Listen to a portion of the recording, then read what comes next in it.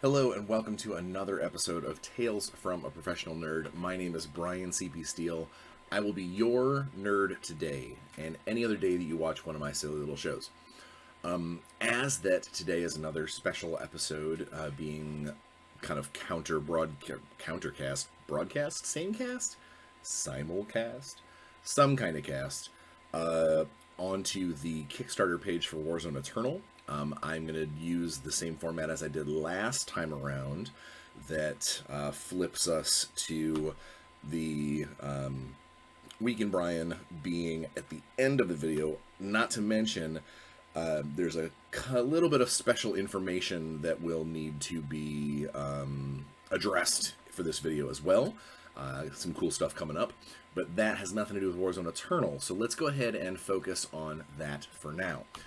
So you'll note by the thumbnail for this video, excuse me if my voice sounds a little funny or if I snort or anything like that, I have a bit of a cold, just a tiny little bit of a cold, and it has made me a little sniffly, a little congested, so I just want to make sure that if people are like, why does he sound so goofy? That's why. If you take a look at the thumbnail for the video, the description for the video, what you will see and what you will note is that today we are actually going to take a close look at the Wave 1 units, the Kickstarter units for Warzone Eternal. Now, the first thing that you're probably asking is, where are the stat cards? Why aren't we getting stat cards? Well, in all honesty, this is because this Kickstarter is designed to get this project off the ground, to get this company moving, and to get this game out in a cohesive and profitable way for the company. And there have been quite a few people that have said that they really just want to use their old figures. And while there's nothing wrong with that, there's no problem with wanting to use what you already own to play games. We totally get that. It does not help the profitability of the company in any way to facilitate that. And I know that sounds kind of, and I don't mean to be that way, but maybe it's the cold meds talking. We want you to be able to play the game. We want you to be able to test out some units, which is why we will be releasing the stat cards for Wave 1 after the Kickstarter is over, in an effort to get people, used to what they're playing, figure out what they want to build when they get their kits, that sort of thing. We're not releasing them ahead of time because, frankly, marketing and watching the socials and stuff has shown us that that's really not going to help the bottom line of the project at all. In fact, it might hurt it. So, again, if you're one of those players out there, I'm not trying to single you out. I'm not trying to be like, what I am trying to say is we want this project to be as successful as possible. We want it to move forward in a profitable and positive way. We will get these stats to you, just not while we're trying to get the project off the ground.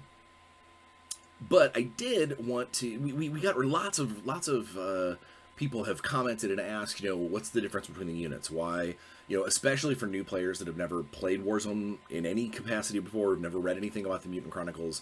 Those players have always wanted, have been commenting that they want to know more about what makes these units different, especially with these Kickstarter boxes, these Kickstarter unit boxes, where you can build these models in multiple ways.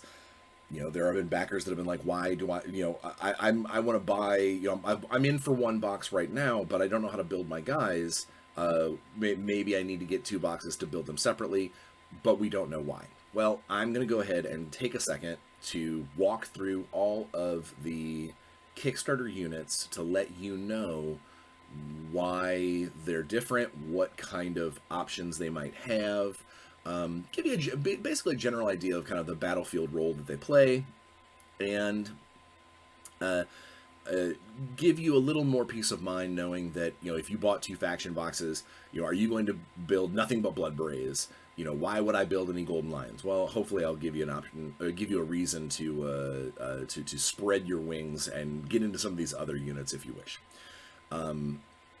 One thing I do want to make clear, we've brought it up a couple of times in the different socials, but the question has come up several times, is do I need to buy 2 boxes to field a full unit, that sort of thing. Keep in mind, Warzone Eternal is a skirmish-based game based upon the actions of the individuals, with very few exceptions, and right now there's only one in the Kickstarter wave, that models are purchased in groups. Normally, they're only purchased as single individual special force kind of elite soldiers that will, once they get to the battlefield, they're going to do their own thing, they're going to do their own actions, they're not going to be really beholden to other people. The only unit right now that has, and I'll get into that when we talk about them, is the Undead Legionnaires, are the ones that deal with group mechanics. Aside from that, if you want to field, two Golden Lions, 2 Blood Brays, a couple of Wolfbanes, that's up to you. This is a skirmish-based game that is really dependent on the mission itself. The only buying qualification for a force is that you need to have a leader, and in order to have a leader, you have to have at least 3 models of that leader's jurisdiction. So in the case of like a Centurion, he actually has a double jurisdiction of Necromutants and Undead Legionnaires. As long as he has 3 models that cover those bases, you can grab Centurions from here until forever. If in the case of something like Imperial, for instance, the battle video that we recently just released, and that will show back up, I'm going to go ahead and repost it on the Tales from a Professional Nerd site at some point.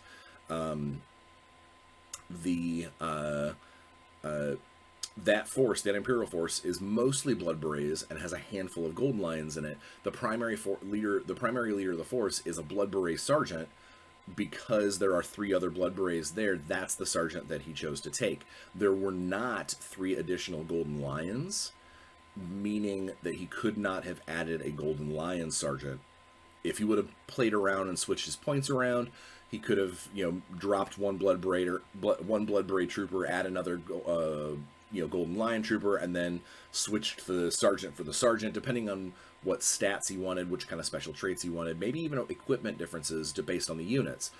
That's really the only kind of force stipulation that you have to have, barring point costs and stuff. But that's a constant in every war game.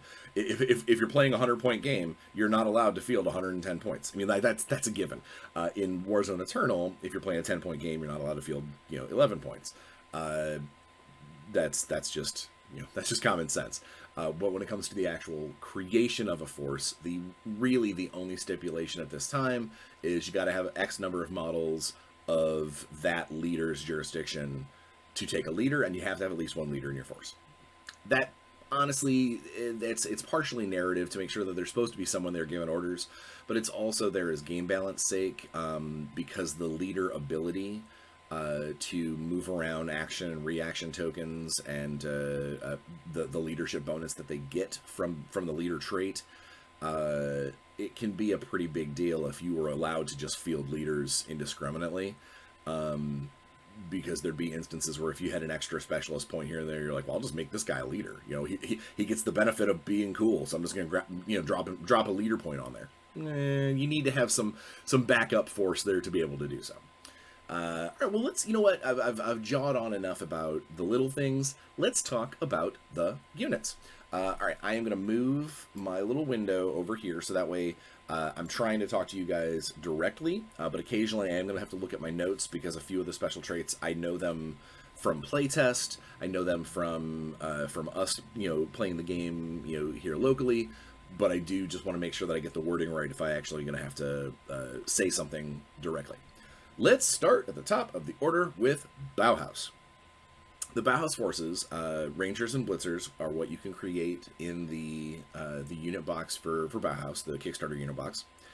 Bauhaus is known as a faction primarily for basically always keeping the mission at the forefront of their units.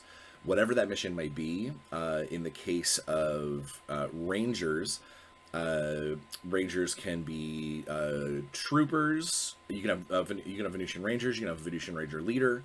Their support model comes with a heavy machine gun, comes with the MG80, and the Venusian Rangers can also take a medic, which we didn't get a chance to use a medic in the battle video, but medics have the first aid trait, which the first aid trait allows you to spend an action and try and take wound counters off of friendly models. This can be a very big thing, especially when we start getting into some of the larger, heroes that might have 1 or 2 wounds. Some of the larger, more important, maybe personalities, things like that. Are we going to have 10 wound human models? Of course not. That's silly. But it does mean that someone, if they only barely failed an armor save and took that wound, and this guy's an important member of your force, like it's your heavy machine gunner, something like that, your support fig, you could go ahead and make sure that medic's nearby, that he's spending his actions to try and patch this guy up.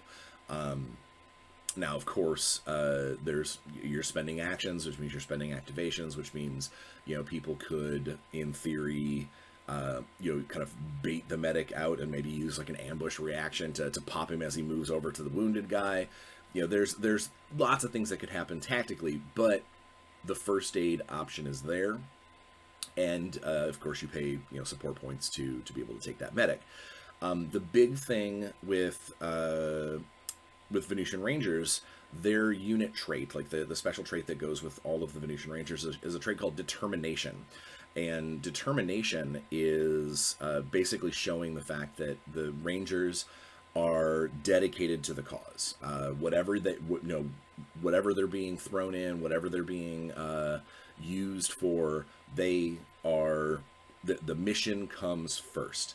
And the Determination special trait, what that says is, at all times, someone with this trait are allowed to re-roll failed power or leadership tests.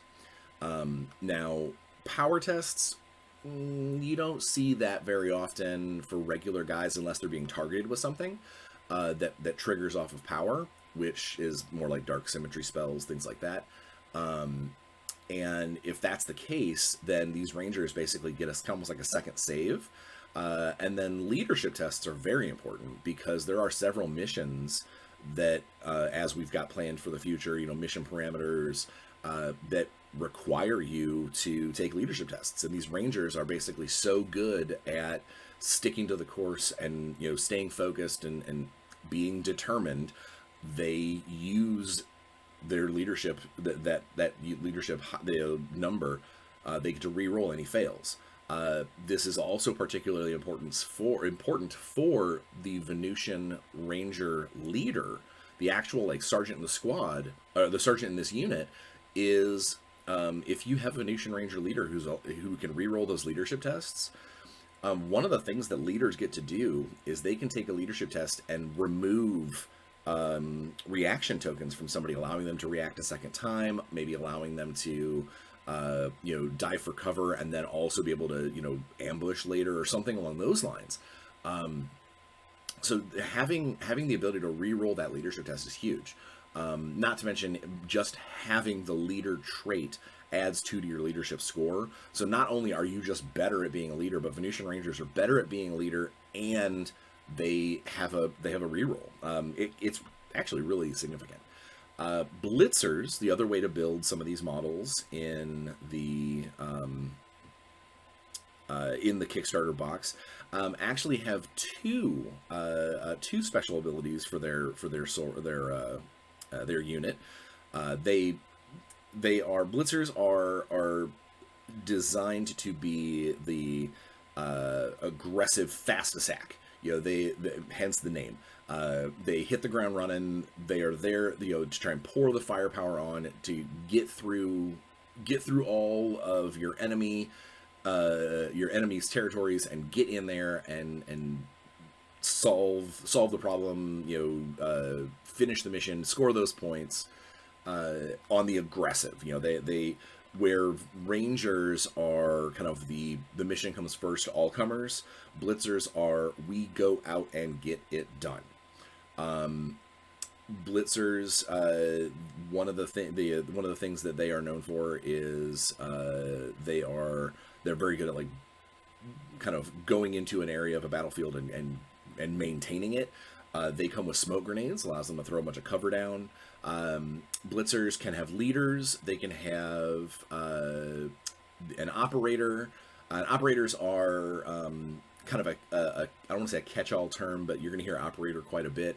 And the operators are going to be like your demolitionists, grenadiers, the people who you would consider to be battlefield technicians. You know, not technician like fixing a bike or anything, but commanding an area of the battlefield. That's going to be your operator. And then they also have a support model. The support model can take the Blitzer support is the Gehenna Puker, which is a funny thing to say, but for the people who don't know, that is a standard corporate flamethrower, and it's very scary.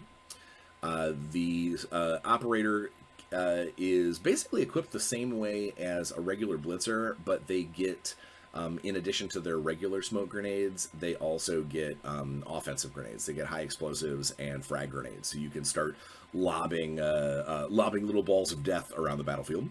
Blitzers have 2 unit traits. One, I know this is going to be shock and awe. They have one called Blitz.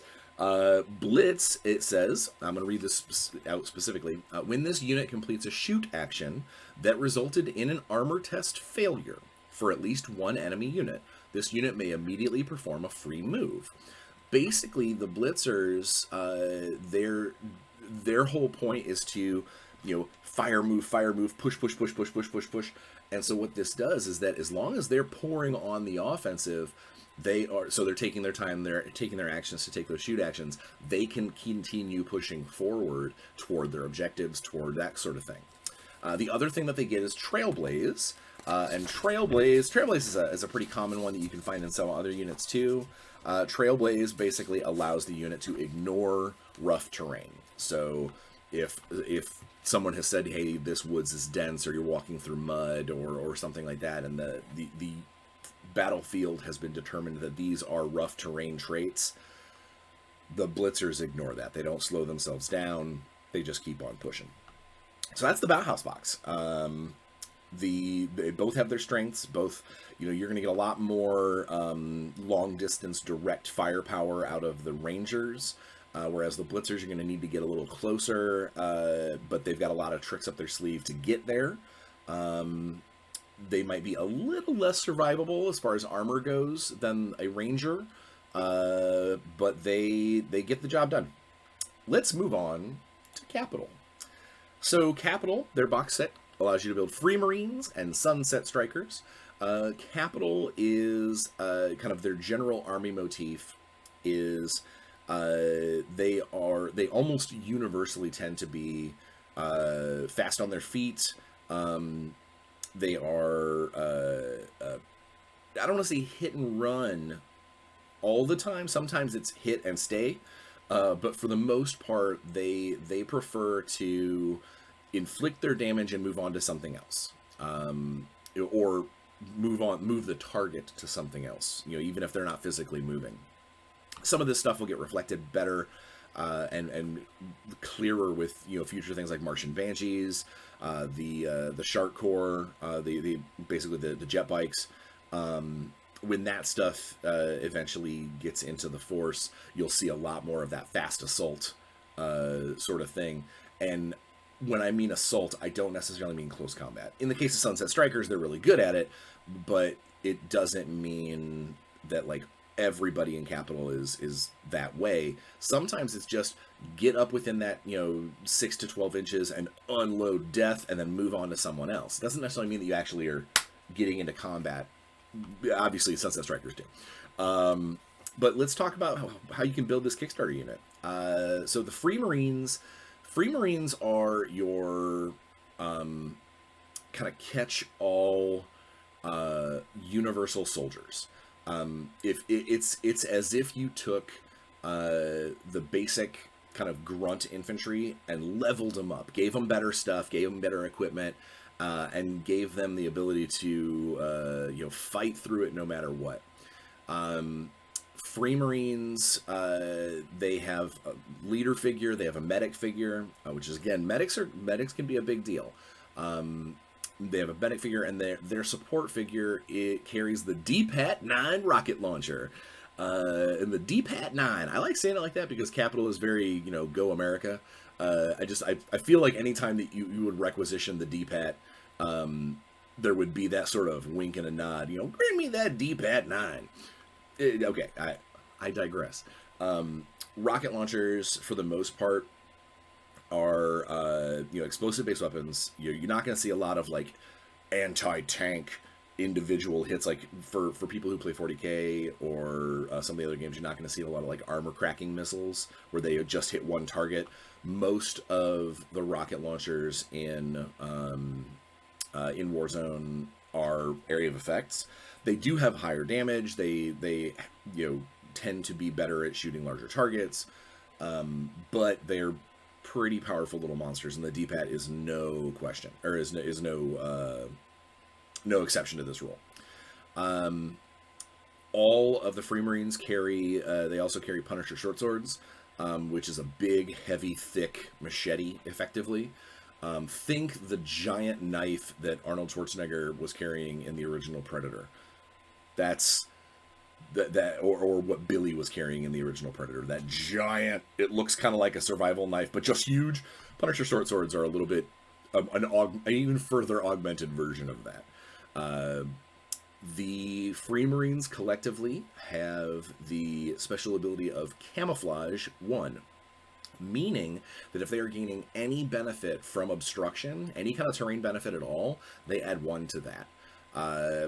Let me tell you this, as somebody who's recently played against a heavily camouflaged armor during play, or heavily camouflaged force during playtest, that 1 point of camouflage can be huge. It can be it is effectively a 5% swing on the D20, and sometimes when you add up range modifiers, the actual obstruction modifiers, any modifiers for maybe needing to brace a heavier machine gun, it can make a huge difference when it comes to sling and fire at somebody. The other ability that all Free Marines have is called Nerves of Steel. Free Marines are narratively, they are a force of people who have been in the army. They've been in the armed forces for a while. Sometimes it's because their units have died around them. Whatever, they've got something to prove, and because they've got something to prove here, they have Nerves of Steel. Nerves of Steel basically allows them to, even if they have a pinned counter, they can take an action to move closer to the enemy. So unlike most models, when pinned, when all you can really do is rally or move away, is Free Marines can go ahead and, they can keep their head down, they can stay pinned. Yeah, they're not shooting back or anything yet, but you could go ahead and move into cover or move closer to an objective. You could maybe move your medic closer to your wounded guys, or move your pinned guy closer to the medic. Whatever you need to be doing, the Free Marines are basically have that extra bit of kind of freedom to do so. Sunset Strikers. So Sunset Strikers are probably the best close combat model that the Capital Corporation can come up with. They effectively were designed to counter Mishima's best. They were designed to create that front force that here are equally awesome close combat guys. Now, they lose out a little bit on their shooting compared to a Free Marine, but they are awesome in close combat. And those ceremonial blades that they carry, those katana sets, are vicious. They do unbelievably good damage in close combat, and they are allowed to take an operator, a leader, and a support. Their support, similar to the Blitzers, has a Gehenna Puker. Again, close combat type guys. They've got a support weapon that is gonna lay down fire, keep people, root them out of cover so then you can cut them down. Their operator has additional types of grenades. I forgot to say operators also have the tactical special ability, and tactical special ability for operators, or there may be other units down the road that gain tactical as well, but the tactical ability that all operators come with, basically, if you are within 1 inch of an objective marker, whether or not it has anything to do with the mission, basically, as long as that tactical model, the character with tactical, is within 1 inch of an objective, they're allowed to be given 2 reaction counters. That basically means that they're better at battlefield control, they're better at holding that area. In the case of a mission that has something to do with the objectives, your operators are going to be very good at maintaining that. But even if you aren't playing a mission that kind of requires the interaction with those objective markers, the objective markers are still going to get placed on the board for secondaries and things like that, and then it allows that tactical unit, the unit with tactical, to post up and make better use of that. Tactical is a very important thing, which is where operators are really going to kind of shine, is when they find a good place to get near an objective and kind of post up and use that as their spot. The other ability that Sunset Strikers get is called Fierce Charge. Fierce Charge adds an additional damage on all of their strike actions when they are charging. I know that seems kind of, well, Fierce Charge should be fierce. That's what these guys are good at. They're good at, drawing those swords, charging in, and dealing with their foe. And it allows them to add just a little bit more damage. To give you an idea, the ceremonial blades that are used by Mishima and by Sunset Strikers, they are extremely accurate in close combat, so you get a modifier to hit, a positive modifier to hit, and the damage rating on them is strength +6. The average strength of a model of a human model, we'll say, is 5. A trained human model, one that does a lot of push-ups, is 5. Super muscly guys are going to be 6, and then obviously augmented guys are further down the road. But that actually means that a Sunset Striker, not even on the charge, just by himself, hits about as hard as a pistol in close combat, and is much better at it. And if they charge, they actually hit closer to like that of like an assault rifle or a light machine gun. A solid Sunset Striker charge, especially if you can manage to get like maybe 2 of them into combat with somebody, so they get that kind of gang up bonus. It can be significant. Cybertronic. All right, Cybertronic.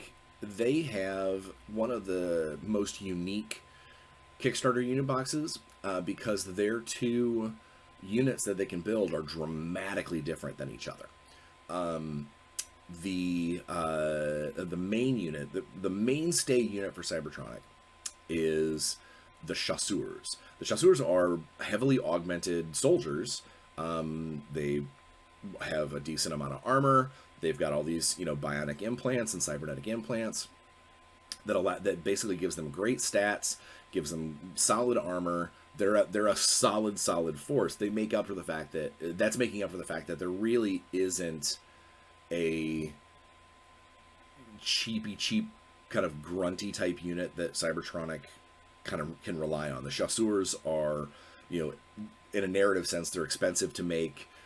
They are designed for whatever combat role that they're in, and then hopefully they've got some backup in the form of some of the heavier drones and AI forces that are available. But again, that's down the road.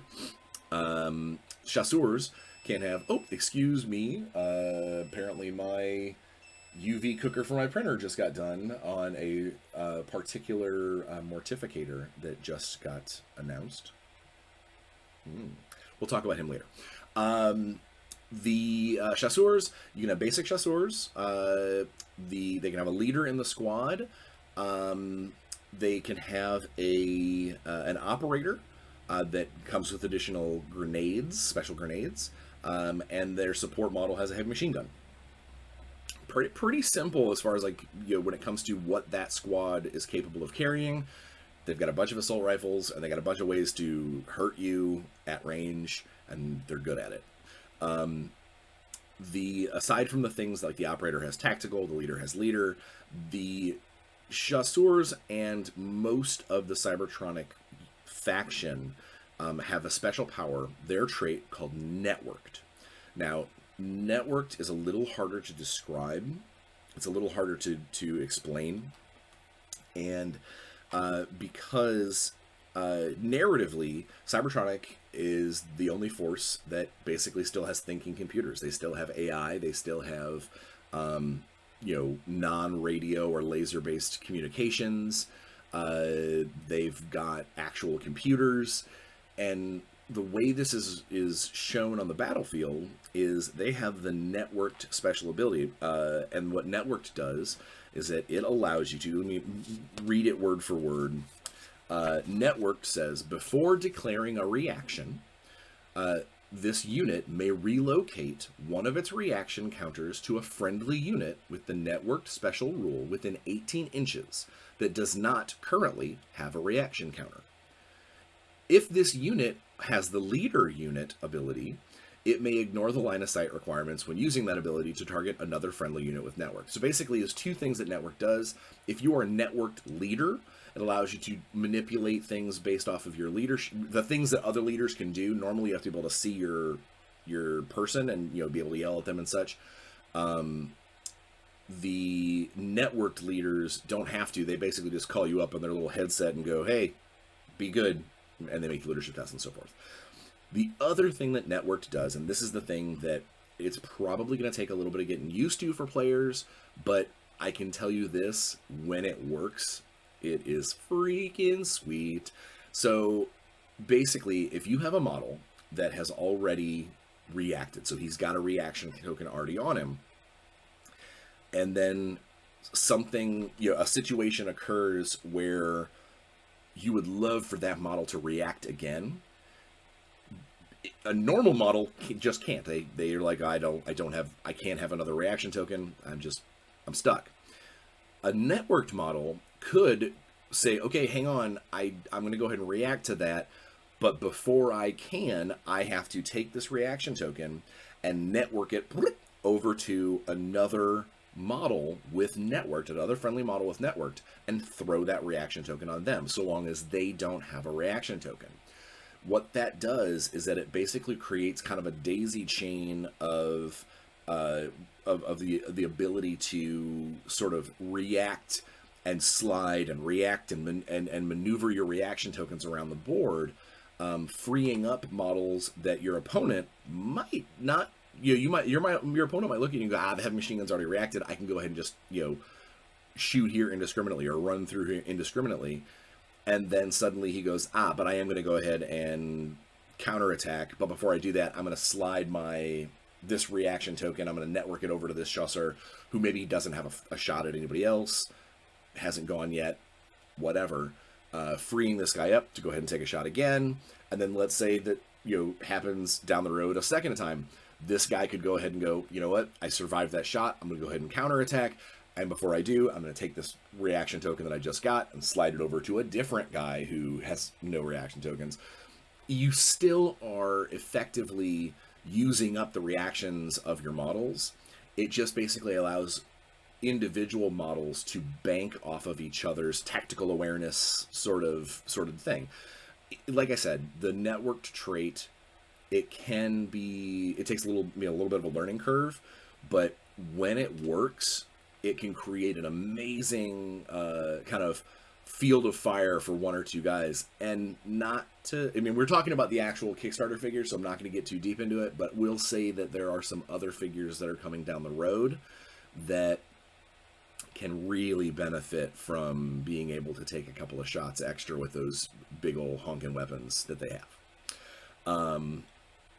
Or perhaps maybe they have extra wounds that they can do multiple counterattacks because they don't mind standing out in the open and just kind of, bring on the shots so I can just keep on networking out my counters to shoot back. We'll leave it at that. The other unit that the Kickstarter unit box for Cybertronic can create are the Mirror Men. Mirror Men are I want to say the exact opposite of chasseurs, but they are close assault soldiers. They are designed for running across the battlefield, getting up close and personal, and cutting people down with self-heating monomolecular blades. Again, like I said, Cybertronic's higher tech. Mirror Men, unlike other squads, there's only 2 ways to field them. Basic Mirror Men and leaders. That's it. Basic Mirror Men have a cool pistol, a kind of a machine pistol up close, and that self-heating sword I was talking about. The leader trades their pistol in for a shotgun, so it gives them a little bit more punch, but they also gain flash grenades, and flash grenades basically allow you to put pinning tokens on people, which is awesome because when you're pinned, you don't get to react, which means that those mirror men that you might have hiding in the wings can then run out indiscriminately and start charging somebody.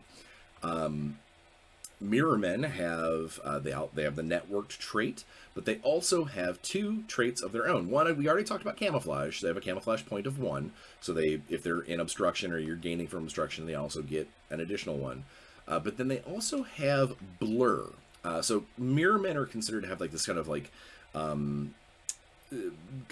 mimetic camouflage, not quite invisibility, but they sort of mirror their surroundings. They're kind of technological chameleons that you have a harder time seeing. Blur says that they have a blur of 2. Blur says when targeted by an enemy unit performing a shoot action as part of a reaction. That's important. Modify the defense of this unit by X. So in the case of the Mirror Men, if someone is trying to ambush them, so trying to stop their charge, trying to stop them from getting into cover, or if they are counterattacking with a shoot action, they get to add an additional 2, subtract an additional 2 from that shot. That's a 10% swing just by trying to shoot to a Mirror Man. That's one of the best, kind of defenses that these Mirror Men have. Especially because their armor is highly technological but a little bit fragile because it's based off of all those techno gizmos. So that's the Cybertronic, guys.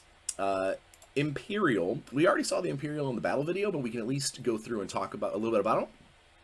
So the Imperials, we have Bloodbraze and Golden Lions.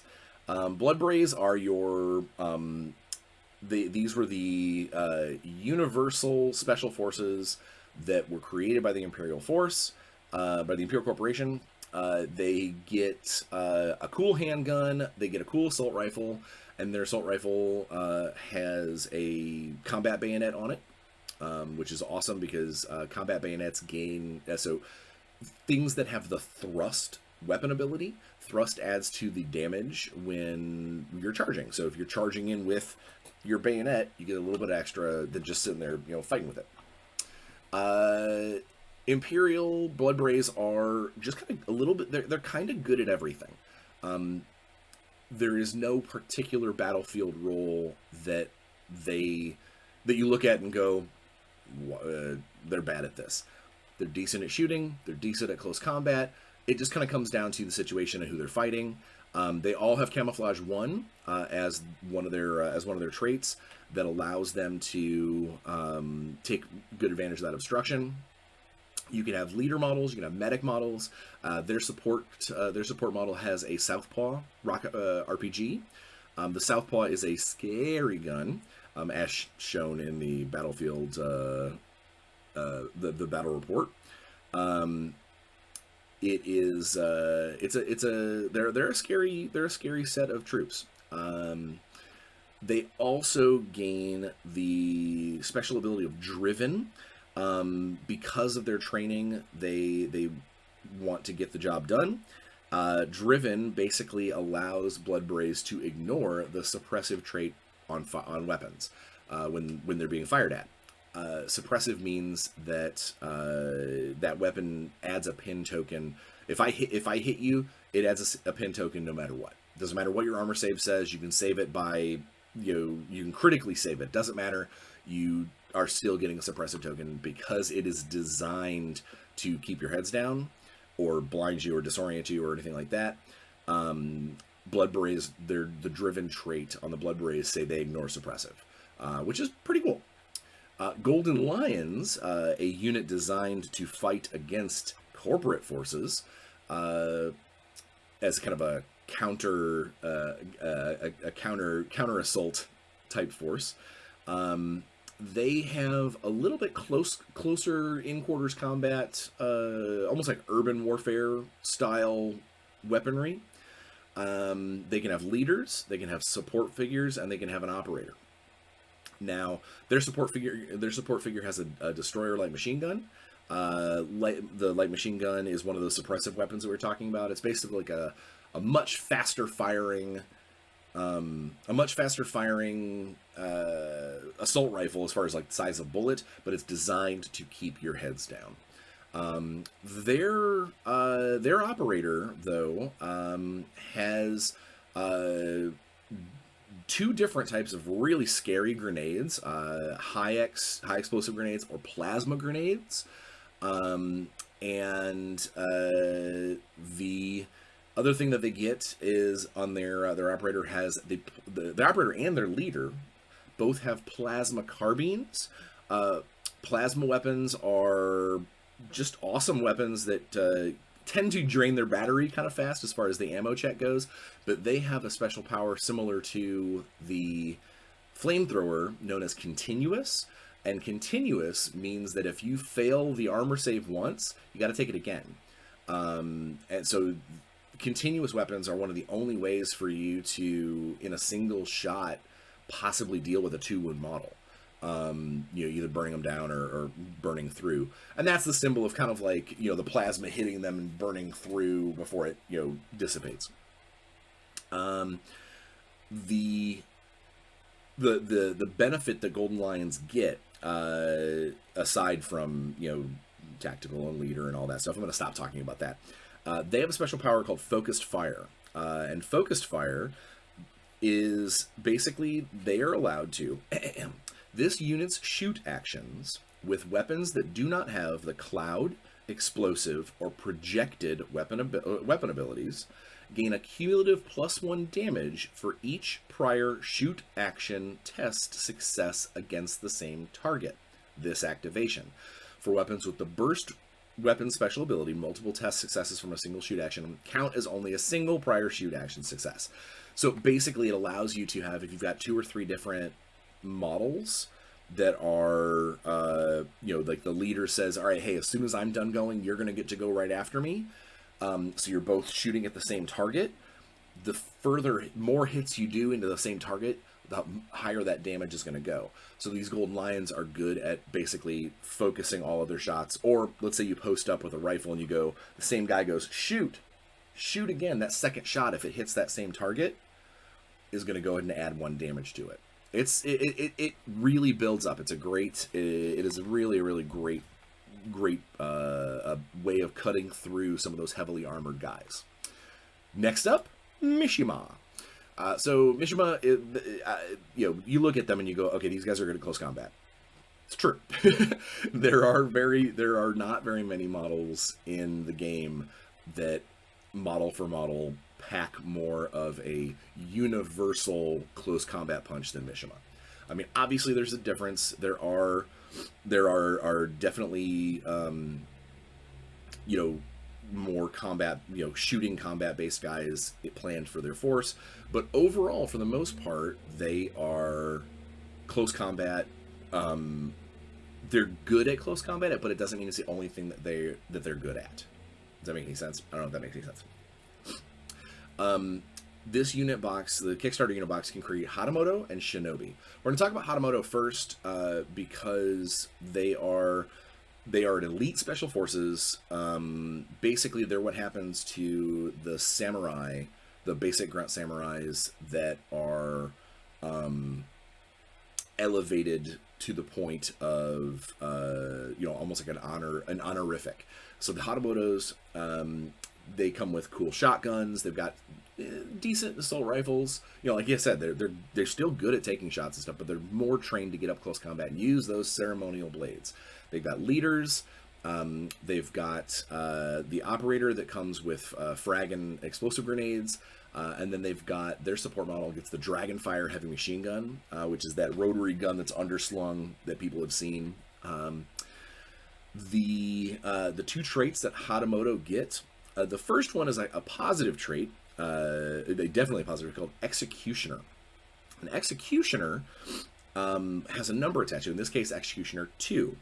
And what that means is that unlike normal models, that when they take a shoot or strike, or when they take a strike action, not shoot, when they take a strike action, so a close combat action, if you roll a 1, it is a critical hit, and it adds a damage modifier to the weapon.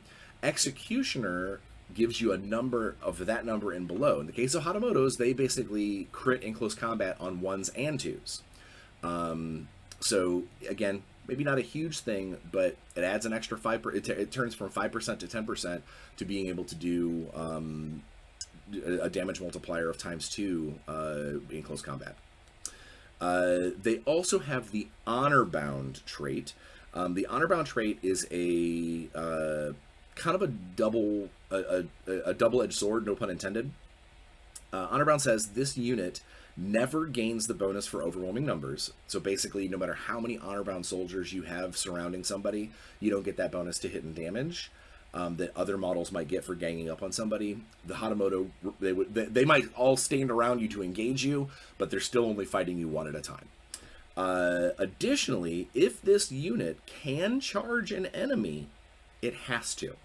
So this is the other side of that Honor Bound, that kind of code of honor that a lot of the Mishima go by, is in the case of the Hatamoto who have a move of 4, if they're within 4 inches of an enemy figure, there's no question, unless they've got some other instance, like they have to rally or something like that, if they're able to charge, they must. And that's basically them earning honor for the corporation.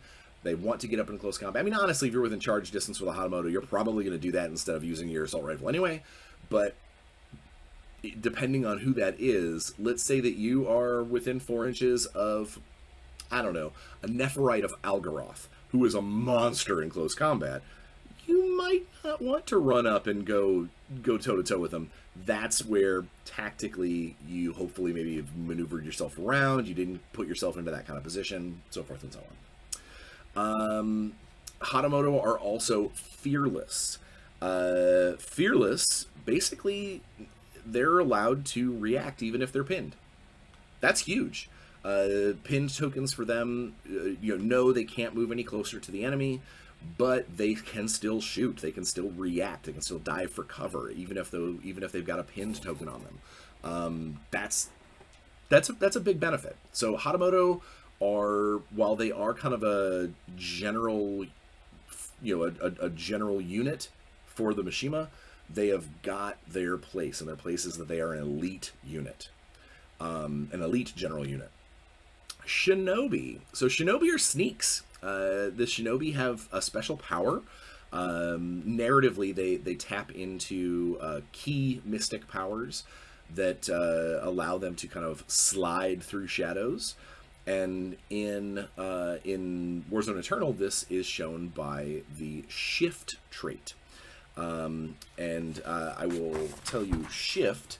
Shift is this unit may, when activated, but before declaring any actions, or at the end of its activation. So basically, at the very beginning of your activation, or at the very end of your activation, you may move X inches in any direction, ignoring the movement penalties of the rough terrain trait and passing through terrain features and enemy units. So it's kind of like a little mini teleport. This movement may not end with the unit base placed anywhere in violation of model placement rules. So obviously you can't be put into an immovable area. You can't use your shift to fall off the battlefield. You can't use your shift to land on top of an enemy. This movement may be performed while engaged and does not trigger reactions. So basically you can use this little shift teleport to kind of leave combat, and the guy can't take parting swings. You could use this to slide between terrain, and they can't ambush, because technically you're kind of like you're kind of shadow teleporting. Shift can be very cool, and the Shinobi shift is 3 inches, so it's better than it's better than a snap to cover, but it's not quite as far as a regular move. But it's free. It's just something that you can do. The shift moves are what really gonna, people who field a lot of Shinobi are going to try and use their cover to their advantage. Shinobi as a unit can take leaders, they can take medics, and they can take snipers. Medic, a Shinobi medic is that shift is awesome, because it means you could possibly teleport out of combat, teleport over to one of your friends without being shot at, and then use your first aid actions. I mean, the Shinobi medic, I think, is people are gonna fall asleep on that Shinobi medic until it gets used against them. And then the Shinobi can have a sniper, and snipers seemingly are the same as regular troopers, but they have a sniper rifle, and sniper rifles almost universally have an ability called accurate. And accurate allows you to take the aim action for extra benefits. Basically, they get to, I believe it adds an additional, instead of aiming giving +2, it gives +4. I'd have to look up the exact nomenclature on the accurate trait, but basically, if you have an accurate weapon, i.e. most sniper rifles, you want to find a place, post up, and aim. In the case of that Shinobi sniper, being able to shift before or after you take that shot could be, you could shift out of cover, aim, fire. Or if you're already in a firing lane where you've got a target, you could aim, fire, and then shift back into out of line of sight. It is very, very cool. Also, additionally, all Shinobi carry smoke grenades, which are going to be just tactically sound all around, but also give people the ability to maybe throw that grenade and then shift into the smoke to give them obstruction. It's awesome. Dark Legion. So we're going to talk about the Dark Legion here. The Dark Legion come with 3 units in the Kickstarter. Undead Legionnaires. Undead Legionnaires are the first of the group units. They have the group trait of 3, meaning that for every deployment point that you spend on them, you get 3 Undead Legionnaires. They still activate as 3s, or if you have lost a few, the as much as you can. So let's say that you take 2 points worth of Undead Legionnaires. So you bring 6 Undead Legionnaires to the force, and then one of them gets popped, leaving you with 5. The first time you activate an Undead Legionnaire, you're going to activate 3 Undead Legionnaires. The next time that you activate an Undead Legionnaire, you're going to activate 2 Undead Legionnaires, because that's all you have left. If you got down to 2, then the first time you activate, you're going to get 2, so forth and so on. Undead Legionnaires, they have got the basic Karatak assault rifle with a blade bayonet on the front, so one of those kind of thrusty weapons. They have the Dark Cult trait, meaning that they can be used in the Servants of Darkness reinforcement sidebar. You can bring Undead Legionnaires into a corporate force. They have the Relentless and Zombie traits. The Relentless trait says this unit cannot receive pinned tokens, and they suffer no statistic penalties for wound counters. So basically, depending on how the armor saves and whatnot go, you get a 5 wound counters on a zombie, or on a relentless figure like the Undead Legionnaires, and it never doubles that negative. They just keep on stacking them up until eventually someone rolls that bad save and they die because you've blasted the head off or whatnot. And then also they never get pinned, mostly because they're undead. They don't care about bullets shooting into their body. The zombie trait, this is actually a drawback. This is actually a negative trait to the Undead Legionnaire. This unit may never receive a reaction counter. Additionally, so this is 2 separate things. First thing, Undead Legionnaires can never get a reaction, period. Next, additionally, unless this unit is within range of a friendly unit with the controller special ability, when activated, this unit may only perform move, shoot, and strike actions. So basically, they can't charge. They have to just kind of like walk up and start stabbing things. They can't climb. They can't jump. They can do nothing other than just shamble and pull the trigger, or shamble and just stab stuff, unless they're within a controller's distance. And we'll get into controllers in a second. This is a separate thing from the Undead Legion, the first part of Zombie, that says this unit may never receive reaction counters.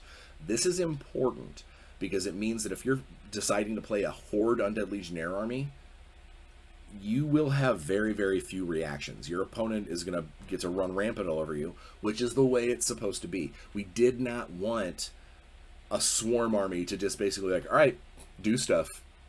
Oh, you shot me? I'll shoot back. Oh, you shot me? I'll shoot back. These guys will ambush. It would have been ridiculous. So basically, although they are body filler and they have the ability to potentially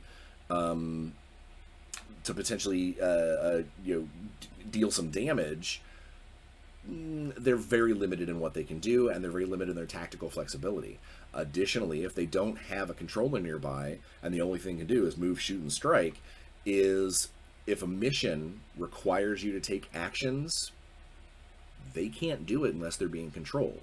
So an Undead Legionnaire might, yeah, it's an extra body, yeah, it's extra, bullets you're flinging, and it's extra, bullets that your guys aren't taking, but it also might be that they're not scoring you the points that they should, or that they could if they had some extra help. Next unit box, the Necromutants. These are like, I would call them the most of the basic, most like common forces. They also have the Dark Cult trait, allowing them to be fielded in a Servants of Darkness reinforcements. They have Fearless, meaning that they can be assigned reaction counters when they are pinned. They also have the Engineered for War trait. This trait is mostly, it's not really useful right now because we have not started releasing the other apostles. But the Engineered for War trait allows this unit to be fielded by any apostle, not just Algaroth. So while technically the Necromutants are Algaroth forces, Necromutants can show up in anybody's army, whether you're playing Ilian, Muawahe, Samai, or whatever. The Necromutants can still be used as part of that force. Basic Necromutants also have the Controller of 6 inches trait. So basically having a Necromutant nearby some of your Undead Legionnaires allows your Undead Legionnaires to, while the Necromutant is around, be a little more tactically sound. Necromutants can also field a Tormentor, and the Tormentor is a guy who's carrying the Tormentor Flamethrower, as well as gas grenades. And gas grenades are basically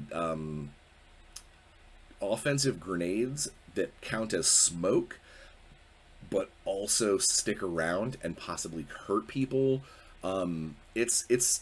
They can be very, very useful in the right situation. Centurions, that's another unit that can be fielded from the Necromutant box.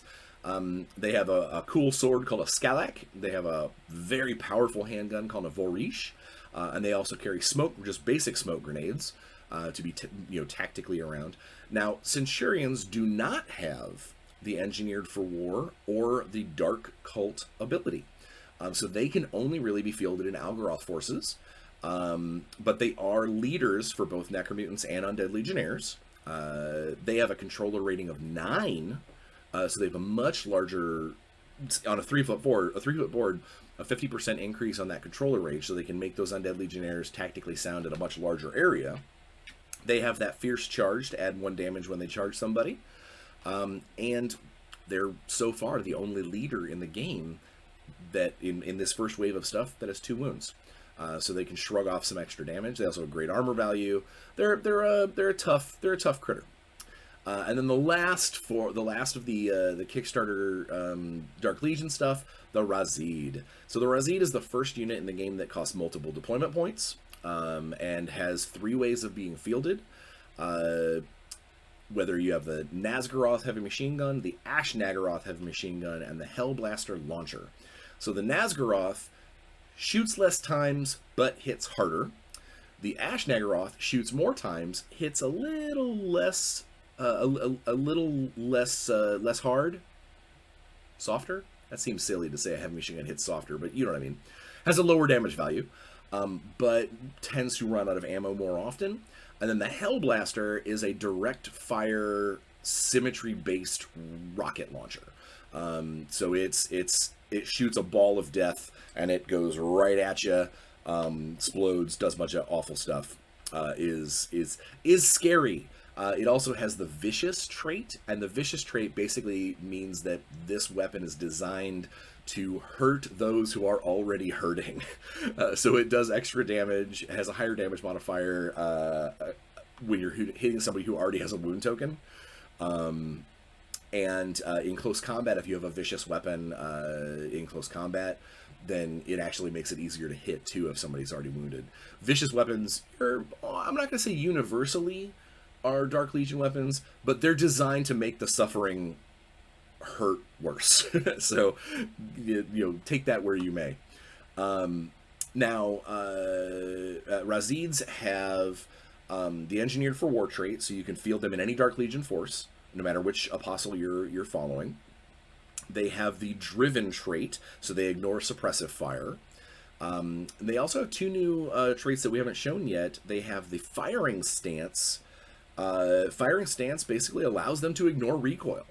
They're just so big and strong, these giant metal and plastic, living constructs. They just don't care about a gun bucking. They just pop, pop, pop, pop, pop, pop. So, while you might look at the recoil number on their weapons and go, man, that's really high, for a Razid, they do not care. And then they also have the ability called Shake It Off. And Shake It Off, they automatically remove pinned counters during the recovery phase. So the recovery phase is the end of the turn. So no matter what has happened during that round, they will start the next round without pin tokens, meaning that they can react, meaning that. So again, Razids just don't care about being hurt because they're made of metal and plastic. So combine that with the fact that they are the first model that has 3 wounds in this game, and a very high armor value. They are a pillar of most Dark Legion forces, and it's one of the reasons why, and an iconic image. It's one of the reasons why we wanted to make sure that they were part of this initial Kickstarter wave. As that they cost 2 deployment points, and they do not have the leader, nor is there a Razid leader.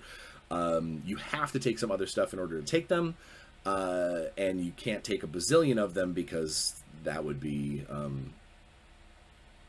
unfair to other armies. But they are very cool, and they're a very, very cool model. Now, that's where the initial Kickstarter units end.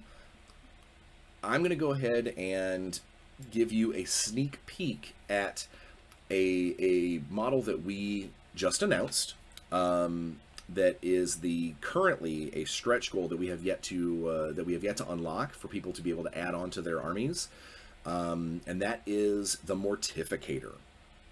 So Mortificators are the first Brotherhood model that we've shown, and it is usable in any corporate force as part of.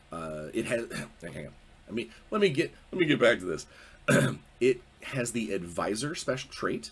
Advisor special trait means that it can be attached to any corporate force using the Agents of Light side of a mission, using your Agents of Light reinforcements. They have the Camouflage special trait of 2, so they actually are 2 harder to hit. Combined with their base defense of -2, if a Mortificator gets into obstruction, for instance, the smoke grenade clouds that they can throw, they are crazy hard to hit. That's their whole point. They're basically, ninjas of they're the Cardinals punishment ninjas. They have the dodge special ability. The dodge special ability says when this unit performs dive for cover, they get to perform a test with a target number equal to the lowest die of the enemy unit's shoot action. On a success, they get to remove the reaction token that they used to dive for cover. So diving for cover normally adds 2 to your armor, and you just throw a reaction token on your guy. In a case of a Mortificator, because of their dodge, let's say someone shoots them with a rifle and they score a 7. They shoot them with a light machine gun twice and they get a 7 and a 9. Both are hits because they're out in the open or whatever. And the Mortificator says, I'm going to dodge. That Mortificator will then roll a die, and if he rolls lower than a 7, because it's the lowest die of the enemy's attack, I get to pull that reaction token back off at the end of the action. So I'm going to get that armor bonus and then be able to react again. Super cool. They have Executioner of 2, so they in close combat they crit on 2s and 1s. They have Gymnastic. Gymnastic is this unit doubles their movement during a test to land any kind of drop. And they double their distances when they climb. So basically they are extra awesome at climbing and falling off or jumping off of stuff. Makes sense? They're basically ninjas. And they have the Shadowed trait. Shadowed trait is enemy units may not declare an ambush reaction in response to this unit's moves or charges. That's huge. Meaning that when these guys run out of combat, or run out of cover, or going back and forth between cover, or running into that smoke grenade or whatever, you cannot ambush against them. You can't do the, I need to pick this guy off before.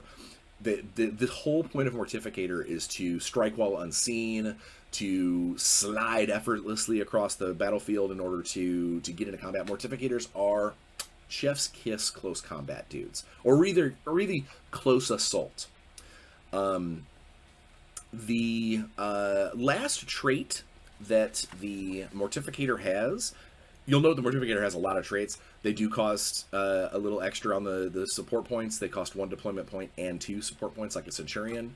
And that's mostly to buy all these extra all these extra traits.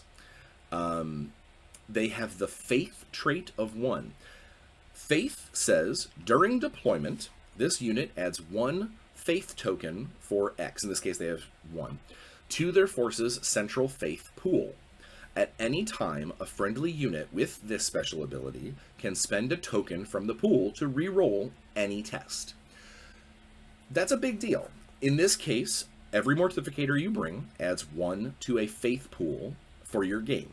And at any point, any model you have that has Faith, foreshadowing that a lot of Brotherhood models might have Faith, or perhaps other factions might have Faith, they can spend those tokens out of the pool to re-roll any die. That's awesome. That's crazy cool. Obviously, there will be more ways to add to Faith in the future, but it's kind of a universal Brotherhood thing. Quite a few of their, especially their character type guys, will add to Faith. Some of their units might come with Faith. Some of their units might come with Faith, but not add to the pool. It's a mechanic that the Brotherhood use. They get a lot of cool rerolls depending on how you build their force. That's how the stat line, like the special ability of the Mortificator works. Where the Mortificator also comes into play is they have something, their special avalanche handgun, the one that's specifically on the Kickstarter exclusive Mortificator, is not only silenced, like all Mortificator weapons. Silenced means that you can't counterattack their shoot actions. So not only can you not ambush them when they're running around the battlefield, but if they shoot you with their silenced gun, you can't shoot back with a reaction. Mortificator! But the Avalanche also has the accurate trait. I mentioned that earlier, that if you aim, you get that extra benefit. So it's almost like a handgun sniper rifle.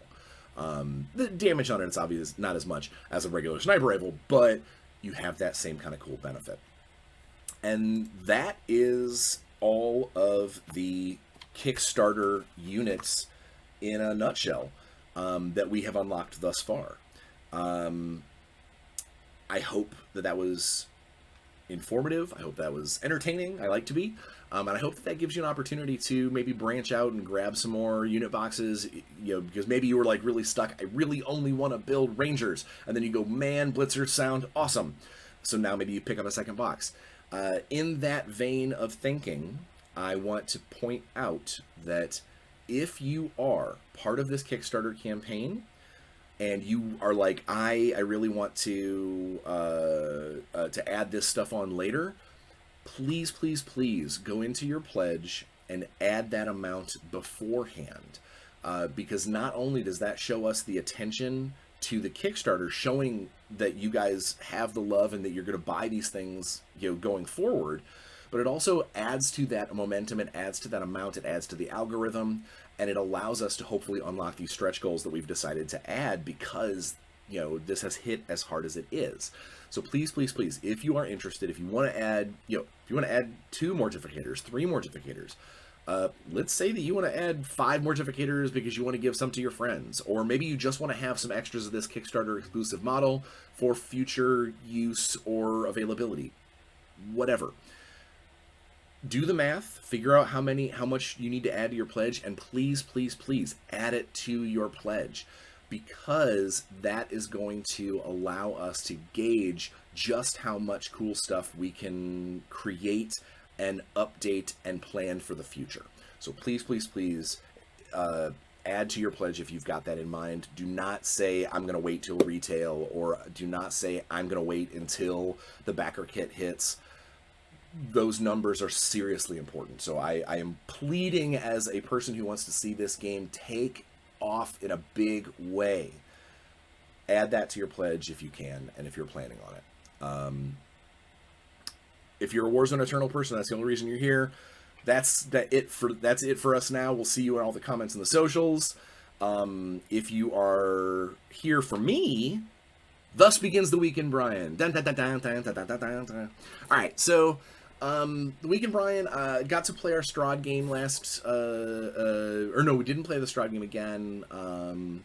I got to run my Indianapolis Knotted Wheel game. Knotted Wheel is the name of my very heavily miniature-clad, map-based, terrain-based D&D game that I run down in Indianapolis. So the current dungeon area that they're in, the section of the story that they're in, is very old school. It is very, very old school D&D. They're fighting ropers, gelatinous cubes, kobold traps, mimics.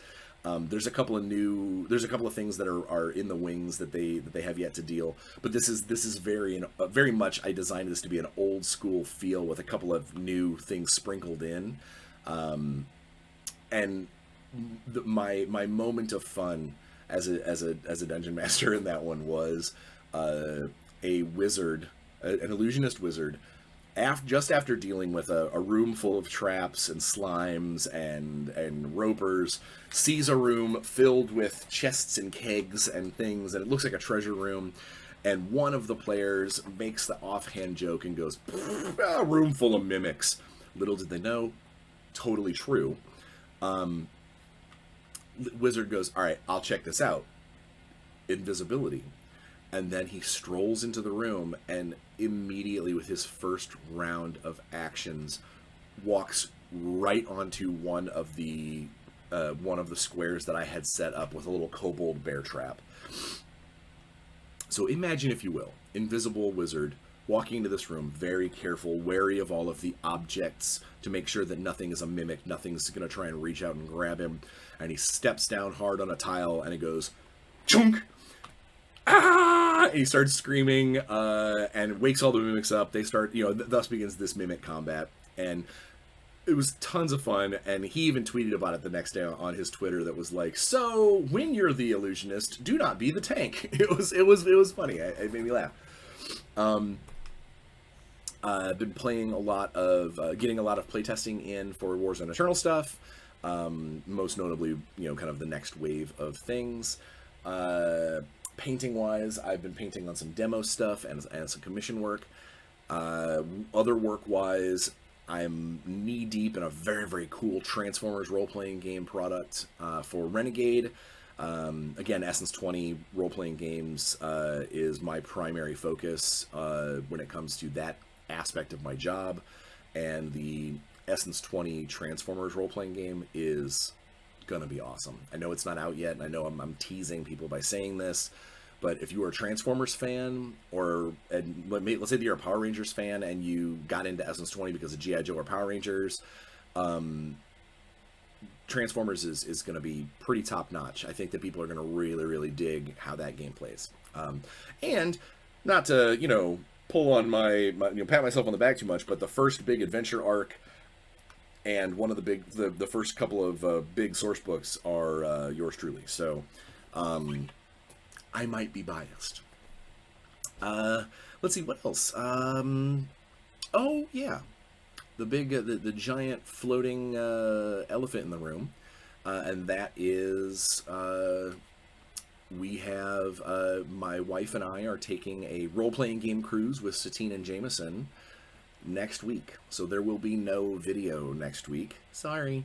Unless I can figure out how to maybe do some content ahead of time and get it smashed out in the next day or two and time it for then. There will be no video, no Tales for a Professional Nerd next week.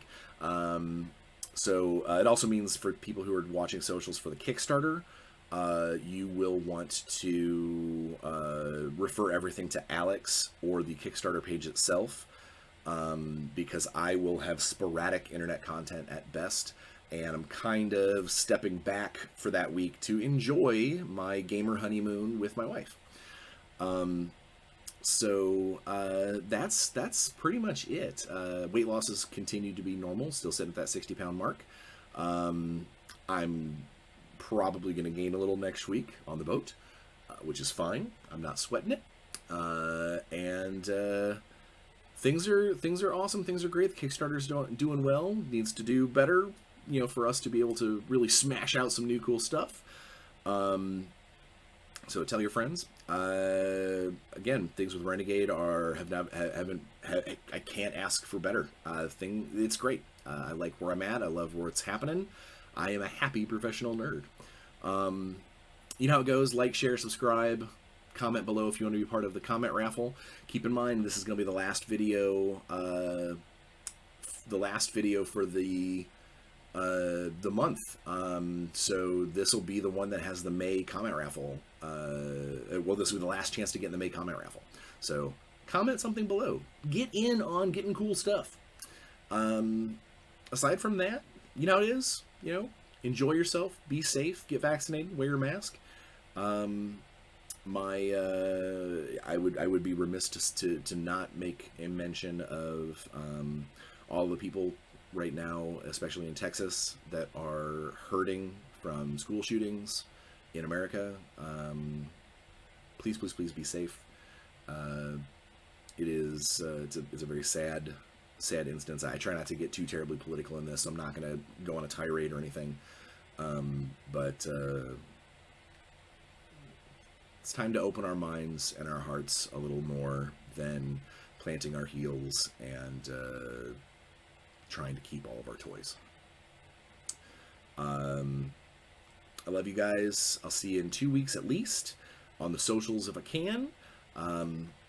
Please, like I said, be safe and enjoy yourself. Put a smile on someone else's face and play some games. We'll see you in 2.